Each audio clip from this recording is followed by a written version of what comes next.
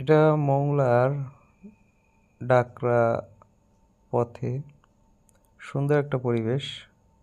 একপাশে ক্যানেল আর একপাশে চিংড়ির ঘের, বিভিন্ন রকম মাছের ঘের। জানেন যে বাংলাদেশের বাগেরহাটের দক্ষিণ অঞ্চলের মংলার চিংড়ি সেচের জন্য বিখ্যাত, যে যার থেকে বহির্বিশ্বের সব জায়গায় যায়। এই জায়গায় এসে যে আমরা এরকম একটা সুন্দর ভেড়ার পাল দেখতে পারবো, এটা কল্পনা করিনি।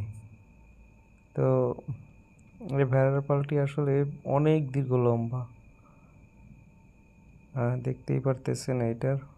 তো আসলে শুনছি অনেকে যে ভেড়ার পাল নাকি লাভজনক। তো এই দেখলাম যে এক লোক মনে হয় যা ভেড়ার পাল, উনি এইখানে যারা থাকেন তারা চিংড়ি চাষ করে অভ্যস্ত। প্রচুর লবণাক্ত কিন্তু এইখানের পানি, একদম সমুদ্রের পানির থেকে সরাসরি সংযুক্ত। সেই পানি উঠিয়ে এইসব এই ক্ষেত্রে চিংড়ির চাষ, কাঁকড়ার চাষ, বাগদা চিংড়ি এইসবের চাষ প্রচুর পরিমাণে প্রচলন, সাদা মাছ। তো এরকম একটা পরিবেশের মধ্যে এসে যে এরকম ভেড়ার একটা বড় পাল দেখতে পারবো, এটা আসলে সৌভাগ্যের ভিতরে পড়ে। সুন্দর একটা পরিবেশ সৃষ্টি হয়েছে। আমরা এখানে তাপপ্রবাহ যদিও প্রচুর পরিমাণে, মনে হচ্ছে যে 40 ডিগ্রির কাছাকাছি, 40 ডিগ্রি সেলসিয়াসের কাছাকাছি। তো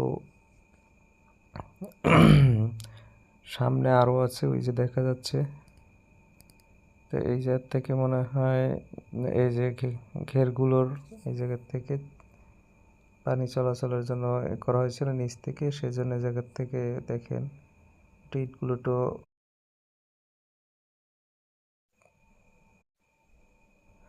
তো আমরা প্রায় কাছাকাছি পৌঁছে গেছি। এখনও গুগল ম্যাপ অনুসারে 4 কিলো পথ যেতে হবে যেখানে যাওয়ার উদ্দেশ্য। এরকম একটা ট্রাভেল অ্যাডভেঞ্চারই বলা যায় কি।